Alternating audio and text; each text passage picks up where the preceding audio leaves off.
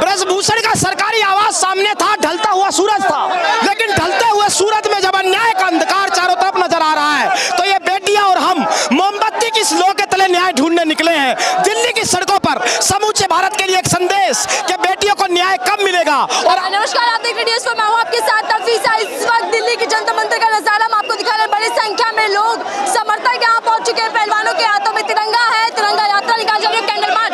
Sir के हाथ में तो कैंडल है। शुभम जी हमारे साथ बातचीत करते हैं। शुभम, पहला सवाल मैं आपसे यही लेना चाहूंगी क्योंकि जी, ब्रजभूषण का सरकारी आवाज सामने था, ढलता हुआ सूरज था, लेकिन ढलते हुए सूरज में जब अन्याय का अंधकार चारों तरफ नजर आ रहा है तो ये बेटियां और हम मोमबत्ती की स्लो के तले न्याय ढूंढने निकले हैं। दिल्ली की सड़कों पर समूचे भारत के लिए एक संदेश कि बेटियों को न्याय कब मिलेगा और अंधकार रोशनी में तब्दील कब होगा। लेकिन वो जो बयान दे रहे हैं उसको लेकर क्या कहेंगे आप?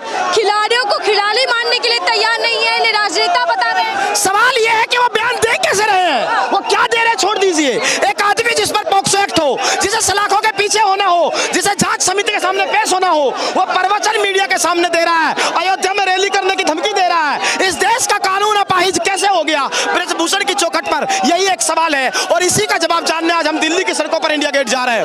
जंतर मंतर जहाँ 31 दिन से महिला पहलवान बैठी है, उससे कुछ ही दूरी ब्रजभूषण का भी घर है, लेकिन अभी तक तो सुनवाई नहीं हो पा रही। देखिए, कुछ ही दूरी पर प्रधानमंत्री का आवास है, कुछ ही दूर ब्रजभूषण का घर है, लेकिन प्रधानमंत्री जापान में है। जिस वक्त कश्मीर के अंदर G20 की बैठक है, देश दुनिया के तमाम 20 बड़े देश भारत की तरफ देख रहे हैं, तो ये नजारा अंतर्राष्ट्रीय स्तर पर भारत की क्या छवि कर रहा है और प्रधानमंत्री इसकी खबर कब लेंगे, ये बड़ा सवाल है और भारत के सम्मान के लिए इसकी खबर लेनी चाहिए। लेटर लिखा था बीजेपी महिला सांसद को, उसका जवाब नहीं आता।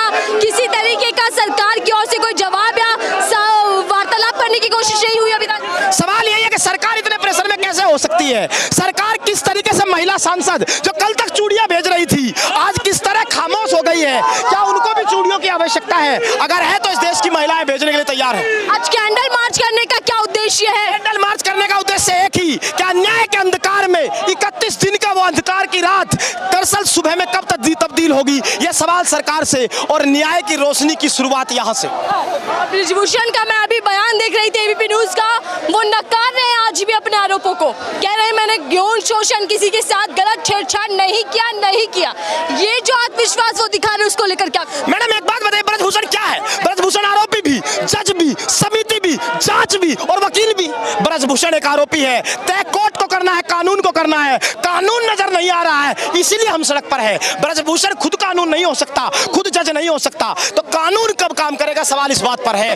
खबरें ये भी चल रही है कि 5 जून को शक्ति प्रदर्शन कर सकते हैं ब्रजभूषण। 5 जून को शक्ति प्रदर्शन करें, लेकिन ये इतिहास देश में लिखेगा कि बेटियों के खिलाफ भी भारत की भूमि पर कुछ लोग उतर आते हैं, और वो कौन लोग होंगे ये देश देखने के लिए तैयार खड़ा है। सबकी नजरें इसी बात पर है कि बेटी के यौन हिंसा के समर्थन में आने वाले लोग कौन थे, यही बात हम जानना चाहते हैं। ब्रजभूषण कह रहे हैं नार्को टेस्ट होना चाहिए क्योंकि सच सामने है कि स्वयं अपनी मर्जी से धरने पर है, अपने पीछे से कोई सपोर्ट कर रहा है। मैडम एक बात मैं आप जानना चाहता हूँ कि ब्रजभूषण नार्को टेस्ट की मांग कर रहे हैं, ये पहलवान भी कह रहे हैं हम तैयार, कराए कौन?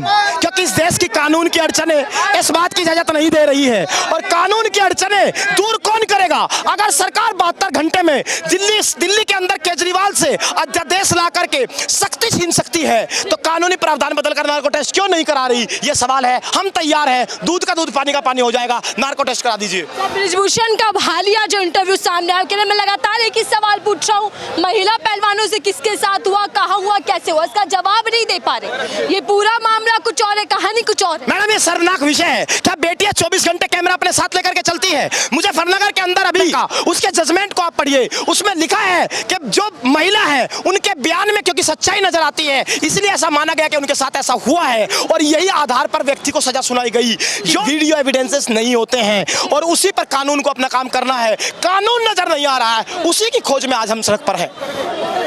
बड़ी संख्या में हम देख रहे हैं कि आज यहाँ लोग समर्थन देने आए हैं। क्या लग रहा है कि इससे कोई फर्क पड़ पाएगा? मैडम ये भारत की जीत है कि भारत आज भी रानी लक्ष्मीबाई का सम्मान तिरंगे से इसीलिए करता है, इसी रूप में करता है। और भारत वो देश है जिसने महिलाओं को सबसे पहले संविधान बनते समय ही वोटिंग का अधिकार दिया था, इसीलिए वोटिंग का ये अधिकार हम नहीं देते, महिलाओं के लिए बाहर भी निकलते हैं। आज यही महिलाओं की जीत है, क्योंकि अभी यूपीएससी का रिजल्ट आया है और पहली 5 टॉपर इस देश में महिलाएं बनी है, तो महिलाओं ने वहां भी परचम लहराया है और यहाँ न्याय के लिए भी हम महिलाओं के लिए निकले हैं। बेटियां पहलवान इंसाफ की बात कर रहे हैं, लेकिन ब्रिजभूषण इनको दादाजीवी बता रहे हैं।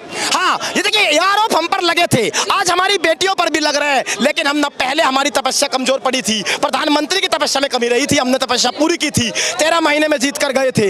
यहाँ भी तपस्या हम पूरी करके जाएंगे, बेटियों को न्याय मिलेगा, हर पालने में झूलती हुई बच्ची मुस्कुराएगी, यही हमारी ताकत है और यही हमारी कोशिश। हमने देखा विनेश फोगाट कह रहे हैं कि मुझे उम्मीद थी 2 से 3 दिन में मसला निपट जाएगा, सरकार हमसे आकर बातचीत कर लेगी, लेकिन 31वां दिन हो चुका है, इंसाफ का अभी तक नजर नहीं आ रहा कि मिल पाएगा। मैडम, 75 साल के भारत के इतिहास में 140 करोड़ के समूचे भारत में क्या कोई ये कल्पना कर पा रहा था कि कभी ऐसा भी दिन आएगा कि इस देश में ऐसी ओलंपिक मेडलिस्ट बेटियों को 42 डिग्री टेम्परेचर में सड़क पर बैठना पड़ेगा? और इसीलिए, क्योंकि ये दुखद विषय है, किसी को उम्मीद नहीं थी, हम ये लड़ाई लड़ रहे हैं और उम्मीद है कि आगे भी लड़ते रहेंगे जब तक न्याय नहीं मिलेगा।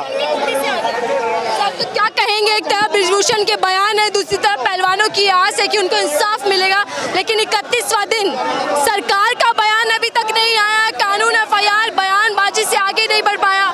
मैडम, यही दुखद विषय है कि ब्रजभूषण का बयान है, अगर हाथों में हथकड़ियां होती तो इस देश का कानून लागू हो रहा होता। एक व्यक्ति जिसे सलाखों के पीछे होना चाहिए था, वो बयान कैसे दे रहा है, इसी बात का जवाब ढूंढने। कानून इतना कमजोर कैसे हो सकता है, इसी बात का जवाब ढूंढने। एक देश में 2 कानून कैसे हो सकते हैं, इसी बात का जवाब ढूंढने आज हम इंडिया गेट जा रहे हैं। बड़ी संख्या में मैं देख रही हूँ, चारों तरफ लोग हैं, समर्थक हैं। हाथों में तिरंगे की चमक है, गांधी को दिल में बसाए हुए आज दिल्ली की सड़कों पर महिलाओं के नाम का इनकलाब लिखा जा रहा है और इतिहास इसे अपने रूप में दर्ज करेगा। बहुत बहुत धन्यवाद हमसे बातचीत करने के लिए जी।